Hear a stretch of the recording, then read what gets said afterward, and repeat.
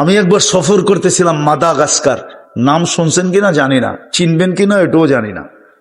Madagascar একটা দেশ আছে ভারত মহাসাগরের ভিতরে, বাংলাদেশের থেকে 2-2.5 গুণ বড়, সমুদ্রের ভিতরে। তো আমি ওইখানে সফর করতেছিলাম, তা আমি একজনে জিজ্ঞাসা করলাম তুমি কি মুসলমান? তো আমারে বলতেছে জোরের ঠেলায় 100% মুসলমান, অথচ ওর পরনে হাফ প্যান্টও না, হাফ প্যান্টেরও হাফ প্যান্ট। কি মনে হয় বোঝেন নাই?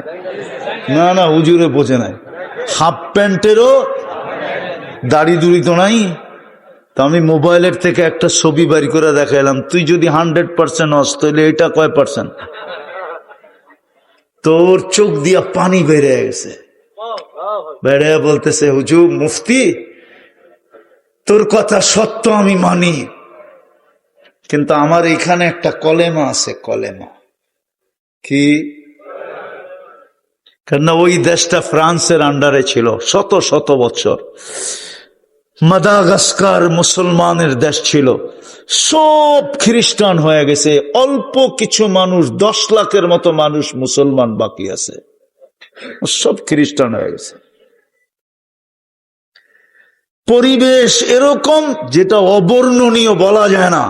বললাম না হাফ প্যান্টেরও হাফ প্যান্ট পরা, ও বলতেছে কি আমি 100% কি কি মুসলমান। ওকে আমার এখানে একটা কলেমা আছে। কি কলেমা বল? তো বলে লা ইলাহা ইল্লাল্লাহ মুহাম্মাদুর রাসূলুল্লাহ। আমি চোখের পানি মুছা দিয়া বললাম কাঁদিস না, তোর কথাই হাদিসে আসছে। আবু যর রাদিয়াল্লাহু তাআলা আনহুকে আল্লাহর রাসূল বলছেন যে নামাজ থাকবে না, রোজা থাকবে না, হজ থাকবে না, যাকাত থাকবে না, চিনার কোনো উপায় থাকবে না, শুধু এইখানে একটা কলেমা থাকবে, ওই কলেমা ওকে জান্নাতে নেওয়া যাবে। তা আবু যর রাদিয়াল্লাহু তাআলা আনহু বলছেন ওই কলেমা তাকে কিভাবে জান্নাতে নেওয়া যাবে? তো আল্লাহর রাসূল বলছে ওয়ালাউ রাগিফা আনফা আবা যর, তুই যদি কিয়ামত পর্যন্ত নাক মাটির ভিতরে ডলতে থাকস, তারপর ওই কলেমা তাকে জান্নাতে নিয়ে যাবে যাবে যাবে যাবে যাবে যাবে। এই জন্য আমি জোর দিয়ে বলি, আপনার এইখানে যদি আজকে বাংলাদেশের এই প্রেক্ষাপটে এই কথা বসাইতে পারেন, আপনাকে হাজার দলিল দেখ, প্রমাণ দেখ, লক্ষ কোটি হাজারো কোটি টাকার যদি আপনাকে লোভ দেয়, আর আপনি যদি এইখানে বসাইতে পারেন সে সর্বশেষ নবী মুহাম্মাদুর খাতামুন নবিয়্যিন কে মুহাম্মাদুর, ওনার পরে কোন নবী, ওনার আগেও কোন নবী, উনি সর্বপ্রথম ঘোষিত নবী, সর্বশেষ নবী। যদি এখানে বসাইতে পারেন তাহলে ইনশাআল্লাহ এই বিশ্বাস আপনাকে জান্নাতে নিয়ে যাবে যাবে যাবে যাবে। আর যদি একটু আপনার এটার ভিতরে সুতা পরিমাণও যদি এদিক ওদিক হইল তাহলে ফাঁসা যাবে। বর্তমান প্রেক্ষাপটে এটা দিলে বসানো সবার জন্য জরুরি, শুধু বসানো না, এটাই প্রচার করো। আমি যুবকদেরকে বলি তোমরা এটাই প্রচার করো, সর্বশেষ নবী কে? মুহাম্মাদুর রাসূলুল্লাহ সর্বশেষ। আমার এই কথাটাই তোমরা তোমাদের মতো গুছায়া প্রকাশ করো, প্রচার করো। হতে পারে তুমি কবরে দেখবে তো দেখবে, এর আগেই দুনিয়ায় থাকা অবস্থায় স্বপ্নে দেখবে, তারপরে কবরে যাবে। তো নবীর সুন্নত আদর্শকে নিজের জীবনের সঙ্গী বানাই, একটা হইল ওলামাদের কাছ থেকে শিখা। ওলামাদের কাছে এরকম সুন্নত আছে, একটাই গুটি, কি একটাই গুটি, আরে জোরে কোন না, মারামারি হইব নাকি? একটাতেই গুটি লাল হয়ে যাবে, এক সুন্নত জান্নাত। শোনায় দিব একটা, বড় লম্বা হইতেছে না তো? হুজুরে পড়ছে আবু দাউদ শরীফ, জিজ্ঞাসা করেন পড়ছে কিনা। ওটা যিনি লেখছে ওনাকে আল্লাহ মাফ করে দিছিলেন, শুধু 2 টাকার কারণে। কয় টাকা? খালের ওই পারে একজনে হাসি দিছে, আর হাসি দিয়া জোরে বলছে আলহামদুলিল্লাহ। এখন হাসির জবাব দেওয়া সুন্নত, ইয়ারহামুকাল্লাহ বলা সুন্নত। যে আলহামদুলিল্লাহ শুনবে সে ইয়ারহামুকাল্লাহ বলবে। কিন্তু ওনার আওয়াজ ছিল ক্ষীণ। ওই বেটায় খালের ওই পারে, উনি এই পারে আওয়াজ দিলে ওই পারে যাবে না, তো উনি 2 টাকা দিয়া নৌকা ভাড়া কইরা খাল পার হইয়া ওই পারে যায় কাছে বলছে ইয়ারহামুকাল্লাহ। শুধু নবীর সুন্নতের ভালোবাসায়।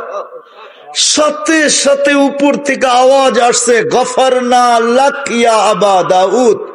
আবু দাউদ, তুই আমার বন্ধুর আদর্শকে এরকম মূল্য দিলি, আর আমি তোকে মূল্য দিব না তো হয় কি কইরা? তুই 2 টাকা খরচ কইরা সুন্নত আদায় করলি, আমি তোর জীবনের গুনাহ মাফ করে দিলাম। হুজুরদের ওস্তাদরাও মনে হয় হুজুর করে শোনাইছে এই কাহিনী।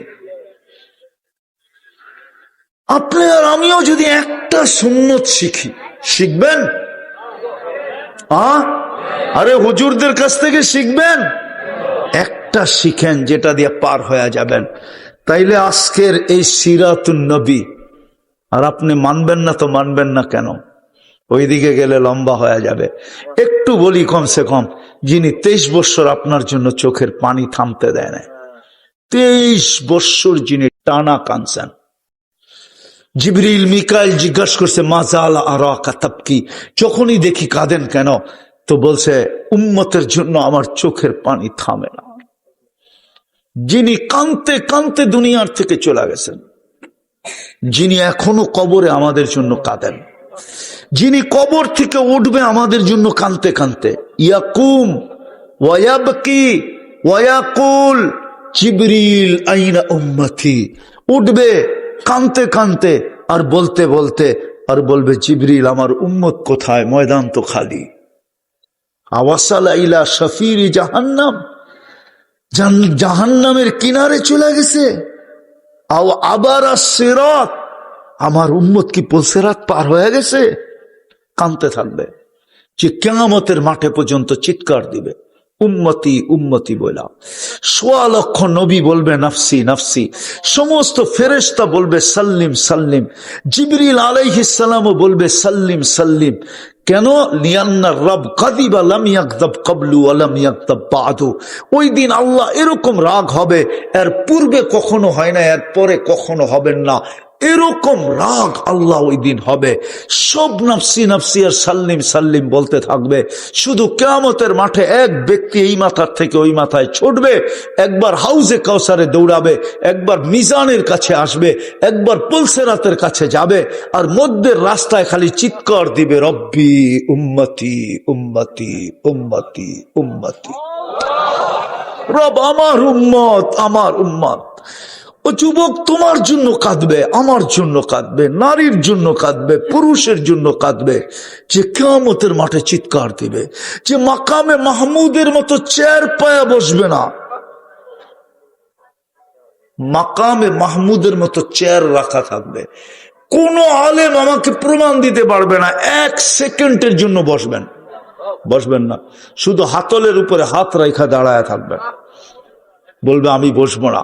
আমি তো 3 জায়গায় উম্মতের জন্য ছুটতে থাকবো আর চিৎকার দিতে থাকবো, পিছন থেকে আল্লাহ আওয়াজ দিতে থাকবে সালতোতা, বন্ধু চাইতে থাকেন আমি দিতে থাকবো, শাফি তুশাফা সুপারিশ করতে থাকেন আমি মঞ্জুর করতে থাকবো, তারপরও চিৎকার থামাইতে পারবে না। কেননা দুনিয়ার থেকে বলতে বলতে গেছেন লান আরদা হাত্তা ইয়াকুনা ওয়াহিদ মিন উম্মতি ফিন নার, একজন উম্মত জাহান্নামে থাকা পর্যন্ত আমি আপনার উপরে রাজি হব না না না না। ওই রসুল, উনার এই রঙে রঙিন হওয়ার নাম সিরাত, সিরাতুন নবী। হবেন ইনশাআল্লাহ? ওয়াদা? হ্যাঁ।